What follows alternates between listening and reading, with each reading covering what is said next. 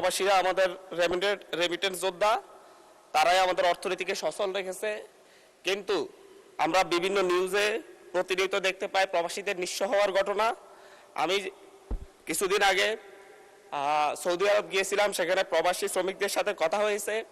সেই জায়গায় প্রবাসীদেরকে নেয়ার জন্য বিভিন্ন ভুয়া কোম্পানি তৈরি করা হয় এবং ভুয়া কোম্পানি থেকে যাদের কোনো অফিস থাকে না, কোনো নির্দিষ্ট ঠিকানা থাকে না, শুধুমাত্র কাগজে কলমে তাদের ঠিকানা থাকে, সেই ঠিকানা অনুযায়ী সেই কোম্পানির নামে বিভিন্ন চাহিদাপত্র তৈরি করে সরকারের কাছ থেকে অনুমোদন নিয়ে বাংলাদেশ থেকে শত শত শ্রমিকদেরকে সেখানে পাঠানো হয়।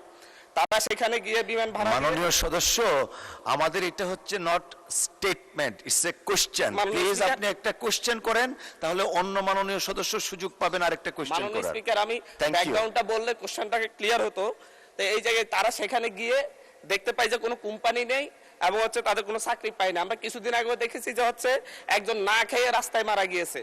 এবং এই ক্ষেত্রে আমি মাননীয় মন্ত্রীর কাছে আমার প্রশ্ন, এই ক্ষেত্রে বিভিন্ন কোম্পানি তৈরি করে যারা মানুষকে সাথে প্রতারণা করে বিদেশে নেয়, তাদের বিরুদ্ধে কোনো ব্যবস্থা নেওয়া হবে কিনা, এবং কোম্পানিগুলো যখন চাহিদাপত্র দেয় সেই চাহিদাপত্র সঠিক যাচাই বাছাইয়ের ক্ষেত্রে নতুন করে সরকার কোনো উদ্যোগ নিচ্ছে কিনা। ধন্যবাদ মাননীয় স্পিকার। ধন্যবাদ মাননীয় সদস্য। মাননীয় প্রতিমন্ত্রী। জি, মাননীয় স্পিকার, আপনাকে ধন্যবাদ। মাননীয় সংসদ সদস্যকে ধন্যবাদ।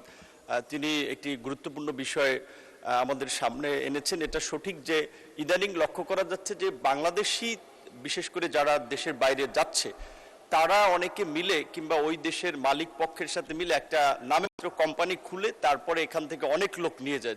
দেখা যায় সে কাজ দিতে পারবে না 10 জনকে, লোক নিয়ে যাচ্ছে 100। এখান থেকে কিন্তু বিজনেস করতেছে তারা। সো এখন ওইখানে যখন একটা ডিমান্ড লেটার ওখানকার দূতাবাস কর্তৃক সত্যায়িত এখানে জমা দেয়, তখন কিন্তু আমরা এটা ধরে নেই যে ওখানকার এমবাসি যাচাই বাছাই করেছে। তো আমাদের যেটা একটু গ্যাপ আছে, আমি মনে করি আমাদের ওখানকার যারা দূতাবাস বিশেষ করে ওই দেশগুলোতে আছেন তাদের আর একটু কঠোর নজরদারি, মনিটরিং এবং যাচাই বাছাই প্রয়োজন। এই বিষয়ে আমরা পররাষ্ট্র মন্ত্রণালয়ে যৌথভাবে কাজ করছি। আমাদের মন্ত্রণালয়ের অধীনে 27টি দেশে 30টি শ্রম কল্যাণ উইং রয়েছে। এখানে যে জনবল এবং প্রকৃত অর্থে তাদেরকে যে ফিনান্সিয়াল সাপোর্ট দেওয়া হয় সেটা এই কাজের জন্য যথেষ্ট নয়। আমরা এই বাজেটে সরকারের কাছে বরাদ্দ চেয়েছি আমাদের মন্ত্রণালয়ের লোকবল বাড়ানোর পাশাপাশি আমাদের পররাষ্ট্র মন্ত্রণালয়ের মাধ্যমে আমাদের রেগুলার ডিপ্লোমেসির পাশাপাশি মাইগ্রেশন ডিপ্লোমেসিকে আমরা গুরুত্ব দিচ্ছি। আশা করি আমরা কিছু এখানে প্রতিকারমূলক ব্যবস্থা ভবিষ্যতে নিতে পারবো। ধন্যবাদ।